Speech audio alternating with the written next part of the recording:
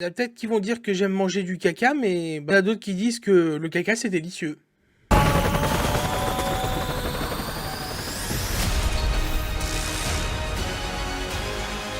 Qu'est-ce que c'était que cette intro? Tant pis, c'est dans la boîte, on enchaîne. Le bonsoir à toutes et à toutes, bienvenue pour cette nouvelle critique. Aujourd'hui, nous allons parler de The Electric State. C'est disponible évidemment sur Netflix.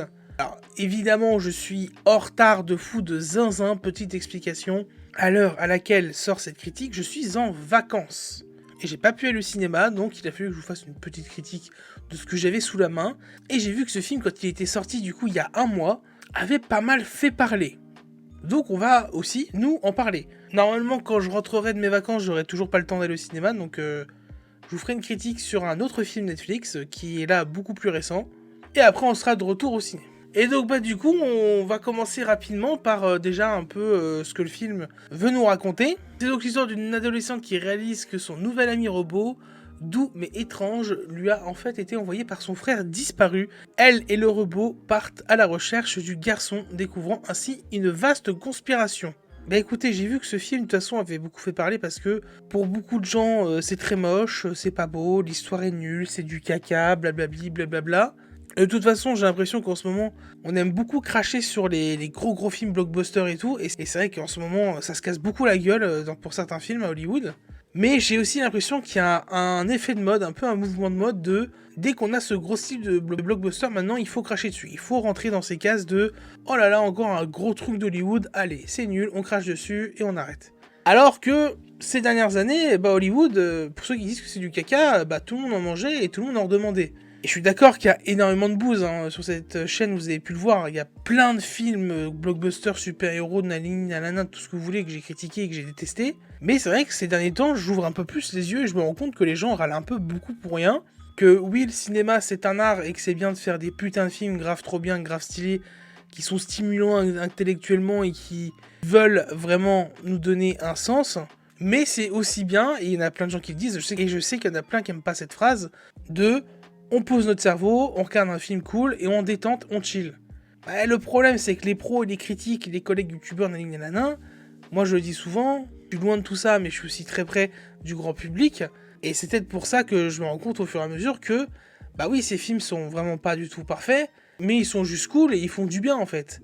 Maintenant que je commence à voir beaucoup de films, je me rends compte que j'aime bien les deux. J'adore avoir un putain de film grave stylé bien fait, où j'ai pu rattraper Parasite par exemple, c'est un temps que j'avais toujours pas vu, et c'est un plaisir de voir ces films comme ça, de voir des chefs-d'œuvre, mais ça fait du bien aussi de temps en temps de voir un petit Minecraft, un petit Electric State comme ça, et juste de passer un bon moment sans chercher à aller plus loin. Si on regardait tout le temps des putains de films de ouf de zinzin, on n'apprécierait plus, du coup, de voir ces gros vrais films. 15 000 $. Il est chargé.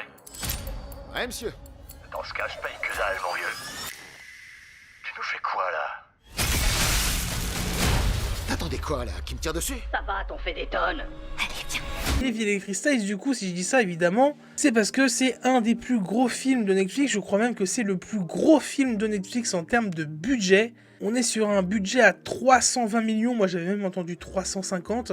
C'est réalisé par les frères Russo, ceux qui ont été connus pour faire Avengers Infinity War Endgame. Et par la suite, il y avait eu un film aussi sur Netflix avec Chris Evans, Ana de Armas et Ryan Gosling. Je sais plus comment il s'appelait ce film, mais vous voyez très bien de quoi je parle.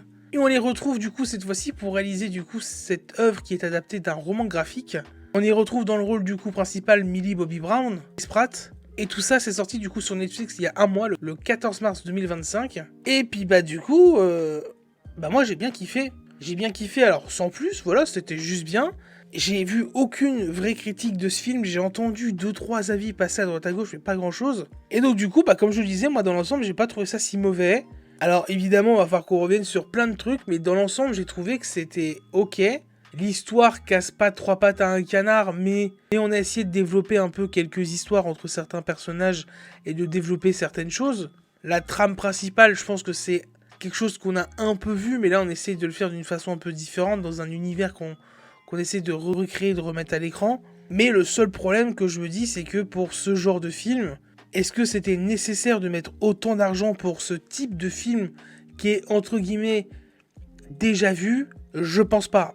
si on voulait réadapter ce type de film à l'écran avec un tel budget, là il fallait marquer le coup et essayer de mettre un peu de nouveauté, de créativité dans ce film. Et je pense que c'est pas du tout aux frères Russo qu'on peut demander de la créativité, parce que les gros films pour lesquels on les connaît, c'est juste du bon gros film hollywoodien, là de plateforme sur Netflix, parce que maintenant ils font que ça, bosser sur Netflix.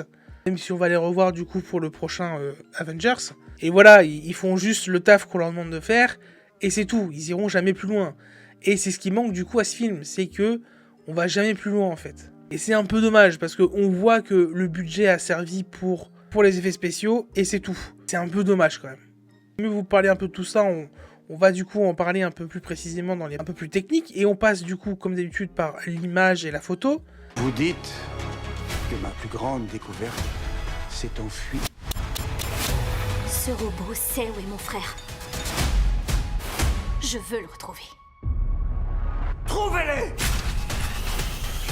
Alors, la photo, un peu compliquée, parce que je l'ai vu du coup chez moi sur mon Vidéoproche, qui est un peu en fin de vie, donc au niveau des couleurs et de l'étalonnage, du coup, je peux pas vraiment voir à 100% comment ça peut être. Mais dans l'ensemble, j'ai pas trouvé ça horrible, où la plupart du temps, on voit que c'est full tourné dans des studios avec un éclairage dégueulasse. J'ai pas trouvé que l'éclairage était dégueu. On voit qu'ils ont essayé de construire un max de décors pour tourner les scènes, même si je l'ai dit, il y a quand même aussi évidemment énormément de fonds verts ou les grands écrans que je vous disais, là, les trucs qui ont été connus et à partir de The Mandalorian. J'ai l'impression qu'il y a aussi de cette technologie qui a été utilisée, parce que je les vois comme d'habitude, mais ça me pique moins les yeux, ou peut-être que c'est sur le fait cette fois-ci d'être sur mon Vidéoproche aussi, je sais pas. Au niveau des effets spéciaux et des CGI, bah écoutez, j'ai trouvé que dans l'ensemble, les robots, je les ai trouvés quand même assez bien faits. Parfois même un peu trop, on voit que ils ont plus trop cette âme de robot. Même voilà par exemple leur façon de se déplacer et tout, où parfois c'est très bien fait, c'est très mécanique, on voit que c'est des robots. Mais au niveau de certains, pour leur expression du visage, on voit que c'est très humanoïde en fait. Fois un peu trop lisse, mais dans l'ensemble, j'ai trouvé que tous les robots étaient quand même assez bien foutus et que ça marchait plutôt bien. Bon voilà, après évidemment d'un point de vue des mouvements de caméra et des cadres, bon bah on n'a rien. Là évidemment il n'y a aucune idée de mise en scène, il n'y a aucune idée de mouvement de caméra. Les cadres pareil, les cadres sont vraiment pas ouf. Il n'y a aucune belle image que j'ai retenue du film en tout cas. Et voilà, de toute façon comme je disais avec les frères Russo, c'est pas à ça qu'il faut s'attendre, même si on peut le dire que il y a certains plans du MCU qu'on peut mettre en tant que fond d'écran et qui peuvent être beaux et tout. Mais d'après mes souvenirs, c'est pas principalement que grâce à la mise en scène des frères Russo. Au niveau du son, au niveau de la BO, bah, je l'ai trouvé correct. Ouais, on utilise évidemment comme les gros films blockbusters hollywoodiens des gros sons qui sont ultra connus. Et bah, pour certains ça marche et pour certains ça ne marche pas. Pour ce film, je trouve que la plupart du temps ça fonctionne. Mais ce que j'ai beaucoup aimé, c'est qu'il y a aussi une petite patte artistique où on voit qu'on a voulu quand même bosser d'autres musiques, et j'ai essayé d'y prêter un peu attention dans ce film. Il y a plein de fois où je vous dis que la BO elle est plus qu'oubliable et que j'ai même pas l'impression qu'il y en a eu. Et je vous dis aussi parfois que la musique pour moi c'est tellement trop important que ça devrait être obligatoire qu'on essaie de bosser un main theme pour chaque film et tout, nanani nanana. Et pour ce film, on n'est pas non plus dans ce cas-là, mais on est dans l'entre-deux où ils ont essayé de créer quelque chose pour amener quelques petites émotions, quelques petits trucs. Et j'y ai prêté attention, donc si j'y ai prêté attention, c'est qu'il y a eu quand même, je trouve, un petit taf de fait au niveau de la BO. Rien d'ouf. Voilà, je trouve qu'il y avait un minimum d'originalité, mais un minimum. Nous avons une chance d'anéantir tout leur réseau. Humains et robots. Unis contre notre véritable ennemi. Ça fait ce genre d'idée qui me botte. Alors au niveau du scénario, avant de rentrer dans les petits détails et tout, l'histoire du film quand même, sans vous spoil, l'histoire du film elle est un peu revue et revue. Évidemment c'est ce truc assez classique de, il y a eu les robots, il y a eu un espèce de soulèvement, il y a eu une grande guerre, et on est après cette guerre.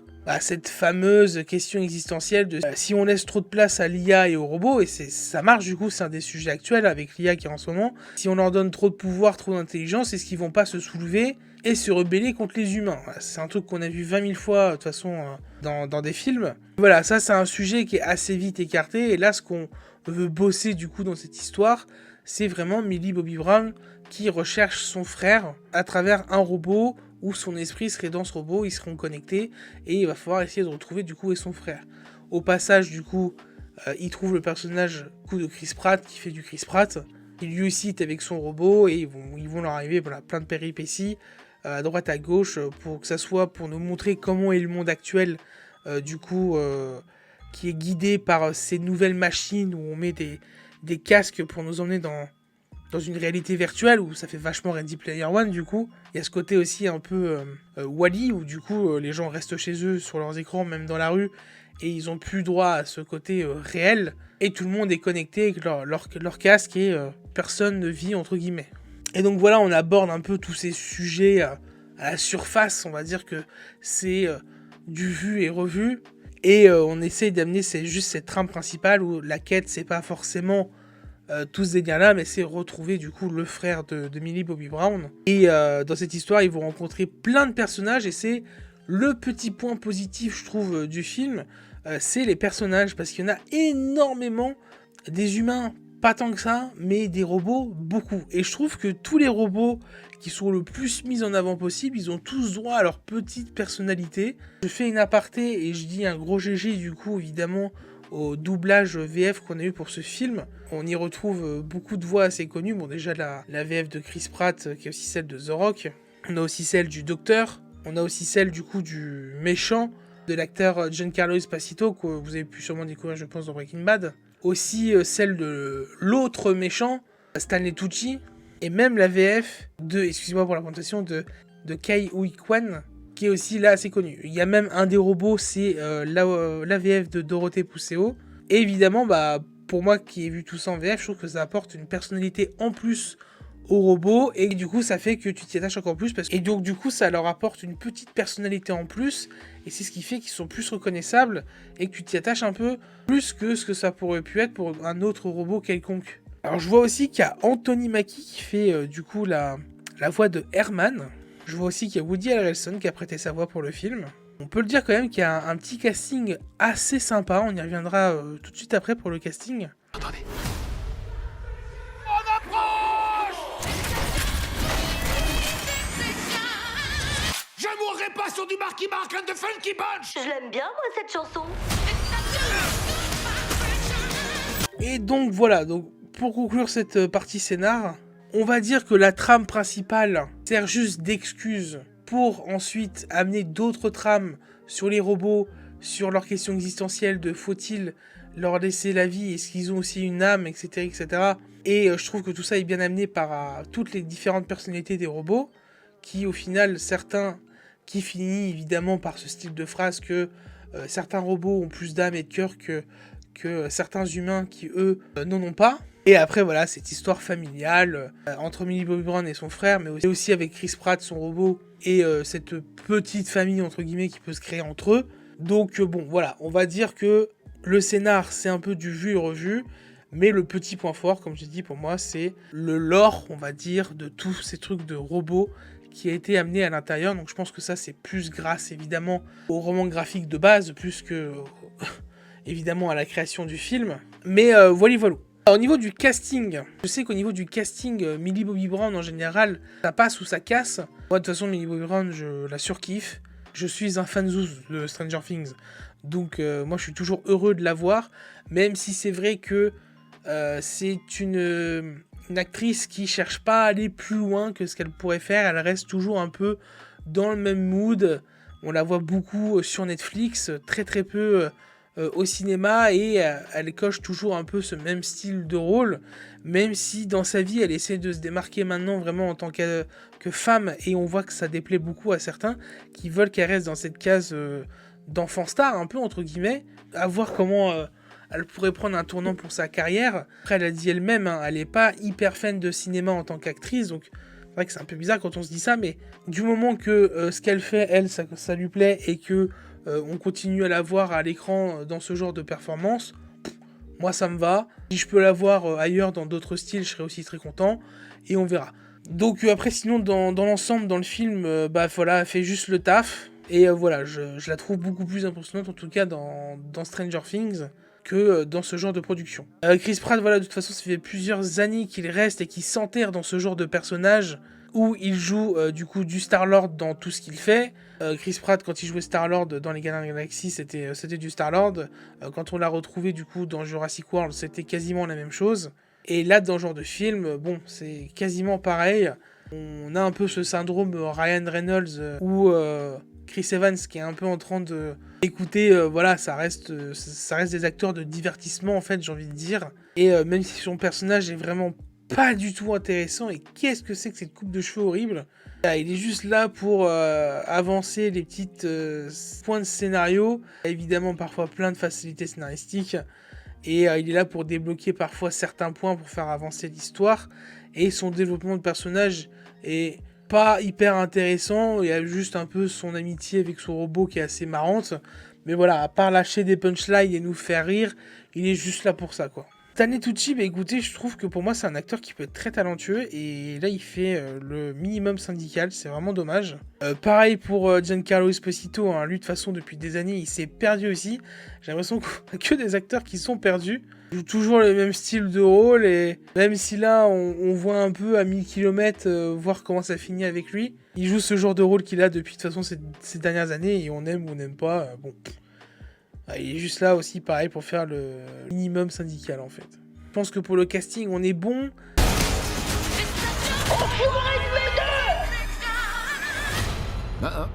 C'est mal poli, ça. T'es sérieux? Préparez-vous. Niveau voilà, de la direction artistique, bon, comme je l'ai dit, dans l'ensemble, je trouve ça assez bien fait quand même, parce que on sait se passer dans les années 90, et il y a cette petite patte, du coup, 90s, qui est assez bien respecté. J'ai même un peu parfois l'impression que on est plus sur du rétro 80s, mais bon, je trouve que ça marche, ça colle. Mais voilà, dans l'ensemble, on s'y repère assez bien. Je trouve que certains décors marchent bien. Les costumes sont ok, voilà, tout ce qui est coiffure, maquillage, tout ça. C'est du film à gros budget, ça passe. C'est pas non plus aussi incroyable que ça. Mais avec le budget qu'ils ont, voilà, c'était obligé de faire juste au moins ce qu'ils ont fait. Bah, pour conclure, voilà, c'était vraiment pas un grand film, c'était vraiment pas oufissime, c'était pas génial même, faut le dire. Je pense que c'est un film qu'on va très vite oublier, mais j'ai pas passé un mauvais moment. Je sais pas si c'est un film que je conseillerais. Je pense vraiment que si t'as vraiment rien d'autre à regarder et que tu veux juste consommer le truc qu'on a vu et revu plein de fois, et que si c'est ton délire, bah vas-y. Mais je pense qu'il y a vraiment plein d'autres choses à découvrir. Donc voilà, j'ai pas passé un mauvais moment, j'ai pas passé non plus un excellent moment. Les 2 heures, je les ai... je me dis que c'est un univers, c'est un lore qu'on aurait pu beaucoup plus développer et carrément on aurait pu en faire une série. Et évidemment, dans un film, bah, je me dis que ça aurait pu être beaucoup plus court et qu'on aurait pu aller directement au vif du sujet pendant 1h30 plutôt que parfois essayer d'aborder certains trucs et au final pas aller jusqu'au bout. Donc voilou, on va faire une légère partie spoil pour parler de 2-3 petits trucs en détail dans le film pour ceux qui veulent pas être spoil.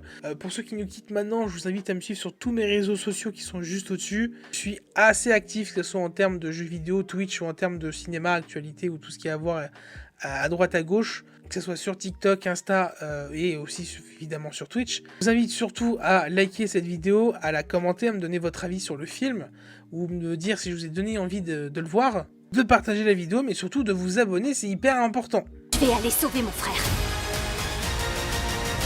Si des robots aident des humains, Ça part en cacahuète. Sans vous offenser. je commence à avoir l'habitude. Alors la partie spoil, comme je le disais du coup, la fin du personnage de Giancarlo Esposito, on la voyait venir évidemment à 1000 km, mais je trouve que c'est une conclusion qui est correcte pour le personnage. Le fait que Millie Bobby Brown soit obligée de débrancher son frère, je trouve que c'est une bonne fin, dans le sens où ça trop une happy end, ça aurait pas été génial. Déjà, il y a le pote robot de Chris Pratt qui au final n'est pas mort et qui au final est tout petit. Je trouve que ça fait un petit clin d'œil du coup à Men in Black pour ceux qui ont la ref, que je trouve assez sympa. Mais voilà, le fait que son frère ne survive pas à la fin, je trouve que c'est un bon choix. Et ce qu'on peut voir du coup aussi, la toute dernière scène, c'est que le robot qui sert de connexion du coup avec son frère, qui a été emmené à la casse, au final se relève dans le reflet de l'eau, on le voit à la fin, il se relève et il est là, donc c'est-à-dire que l'esprit de son frère a réussi du coup à encore une fois retourner dans ce robot et il va pouvoir du coup retrouver sa sœur. Donc bon, moi je trouve que c'est une assez bonne fin de faire ça. Voilà, on n'est pas réellement sur une vraie happy end au final. Un peu, oui, mais vous avez capté quoi. Voilà, je trouve quand même qu'il y a quand même pas mal de trucs qui sont rushés, genre la fin du méchant et la fin de l'histoire en soi. Il y a plein de trucs qui sont expliqués hyper classiquement, tous les gros films de ce genre où on met un truc d'info à la télé et ils expliquent du coup tout ce qui se passe, ou tout comment ça va se passer maintenant avec le gentil qui fait une vidéo explicative au monde entier. Voilà, c'est du vu et revu, ça. Ils ont réussi du coup à débrancher la grande entreprise des grands méchants. Et que le plus important, voilà, c'est pas d'être connecté dans ces machines, mais c'est d'être connecté entre nous, à l'extérieur, bref. Je l'ai dit maintes et maintes fois dans cette critique, c'est du vu, revu, 50 000 fois. Mais bon, voilà. Ça aurait pu évidemment être mieux fait, mais c'est pas étonnant que ça soit fait comme ça.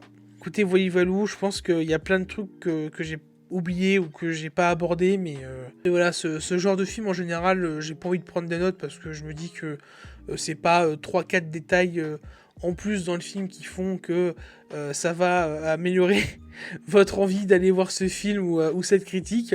Mais voilà.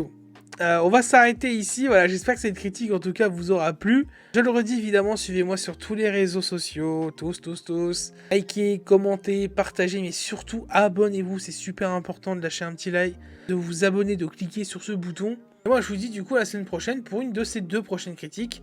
Ciao